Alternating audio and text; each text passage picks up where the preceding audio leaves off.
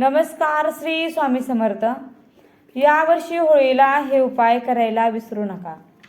होळीला या 25 पैकी एकही उपाय केला तरी दुःख आणि आजारपण दूर होतील, तसेच पैशाची कधीच कमी पडणार नाही। होळी हा रंगांसह सुख समृद्धीचा सण आहे आणि या दिवशी हे उपाय नक्की करा। घरामध्ये सुख समृद्धी धनलक्ष्मी प्राप्त होईल, तसेच सगळ्या अडचणी आहेत त्या दूर देखील होतील। पैशाची कधीही कमी पडणार नाही, आजारपण दूर होतील। फक्त श्रद्धेने ऐका आणि यापैकी एक उपाय नक्की करा। स्वामी कृपेने तुमच्या सर्व इच्छा पूर्ण होतील। तर यावर्षी 13 मार्चला होळी हा सण साजरा होणार आहे, तर आपल्याला 13 मार्चला हे पुढील उपाय करायचे आहेत। तर जाणून घेऊया पहिला उपाय। होलिका दहनाच्या रात्री 21 गोमूती चक्र घेऊन शिवलिंगावर अर्पण केल्यास व्यवसायामध्ये लाभ होतो। 2. कर्जाची रक्कम परत मिळवण्यासाठी होलिका दहन स्थळावरती हिरवा गुलाल शिंपडून परत पैसे करण्याची विनंती केल्यास फायदा होईल। 3. होळीच्या रात्री 12 वाजता पिंपळाच्या झाडाखाली तुपाचा दिवा लावून त्या पिंपळाच्या झाडाला 7 प्रदक्षिणा केल्याने सर्व अडथळे दूर होतात। 4.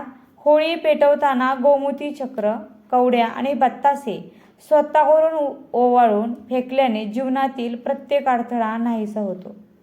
6.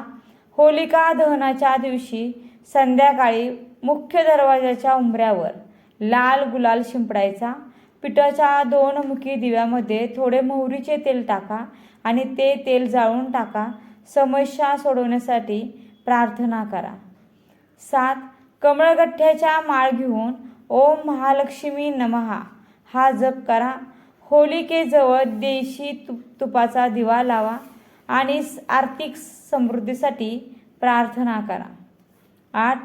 मुठभर पिवळी मोहरी आणि 1 लवंग, काळे तीळ, तुरटीचा छोटा तुकडा आणि 1 कोरडे खोबरे घेऊन ते 7 वेळा उलटे करून होलिकेमध्ये जाळायचं आणि यामुळे घरामध्ये आजारी व्यक्ती बरा होण्यास मदत होईल। 9. होलिकेच्या रात्री लाल चंदनाच्या माळेने जप करा, याचा खूप फायदा होतो। 10. होलिकेमध्ये सुके नारळ आणि तांब्याचे पैसे घराच्या किंवा दुकानाच्या 4ही कोपऱ्यात 7 वेळा फिरवा, त्यामुळे कोणतेही संकट कोसळणार नाही। 11.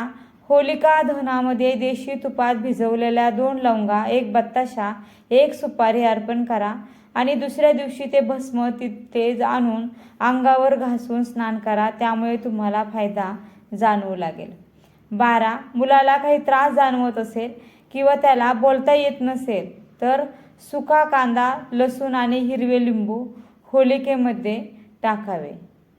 13. कितीही कष्ट केले तरी पैसा टिकत नसेल तर होळीच्या दिवशी 5 पैसे लाल कपड्यात बांधून किंवा 5 रुपयाचं नाणं बांधून तिजोरीमध्ये ठेवा। 14. होलिका दहनामध्ये देशी तुपात भिजवलेल्या 5 लवंगा, 1 बत्ताशा आणि 1 सुपारी अर्पण करा आणि त्यामुळे तुमच्या मुलाला कोणाची नजर लागणार नाही। 15. घर, दुकान आणि कामाच्या ठिकाणची दृष्ट काढून होलिकेमध्ये ते टाकावे, यामुळे फायदा होईल। 16. भय आणि ऋणातून मुक्त होण्यासाठी नरसिंह स्तोत्राचं पठण करावे होळी दिवशी, यामुळे नक्कीच लाभदायक फायदा होतो। 17. होलिका दहनानंतर जळत्या अग्नीमध्ये नारळ टाकल्यानेही कामातील अडथळे दूर होतात। 18. जर कोणी सतत आजाराने त्रस्त असेल तर होलिका दहनानंतर उरलेली राख रुग्णाच्या झोपण्याच्या जागेवरती शिंपडल्याने सुद्धा फायदा होतो। 19. यशासाठी होलिका दहनाच्या ठिकाणी नारळ, विडा आणि सुपारी अर्पण करावी। 20. घरगुती त्रासापासून मुक्ती आणि सुख शांतीसाठी होलिकेच्या अग्नीमध्ये गव्हाचं पीठ अर्पण करावे। 21. होलिका दहनाच्या दुसऱ्या दिवशी भस्म घेऊन लाल रुमालामध्ये बांधून पैशाच्या जागी ठेवल्याने फालतू खर्च थांबतो। 22.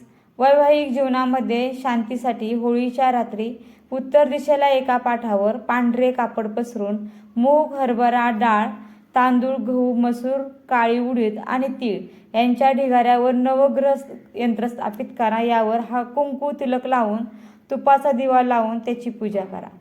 23 होळीच्या दिवशी सकाळी शिवलिंगाला सुपारी आणि हळद अर्पण करा आणि न वळता घरी या. दुसऱ्या दिवशी सुद्धा हाच प्रयोग तुम्ही करू शकता. 24 होलिका दहनाच्या दिवशी होलिकेमध्ये स्वतःवरून काढलेले उठणे जाळल्यानेही स्वतःमधली नकारात्मक ऊर्जा दूर होते. 25 वाईट नजरेपासून बचाव करण्यासाठी शेणामध्ये जवस, अळशी आणि कुश मिसळून लहान उपला बनवून घराच्या मुख्य दरवाजावर टांगावा. 26 होळीच्या रात्री ओम नमो धनदाय स्वाहा या मंत्राचा जप केल्याने संपत्ती वाढते. तर हा माहितीपूर्ण व्हिडिओ कसा वाटला? व्हिडिओ आवडला असेल तर व्हिडिओला लाईक, शेअर आणि चॅनलला सबस्क्राईब करायला विसरू नका. व व्हिडिओ शेवटपर्यंत पाहिल्याबद्दल मी तुमचे मनापासून आभारी आहे. धन्यवाद. श्री स्वामी समर्थ. जय जय स्वामी समर्थ.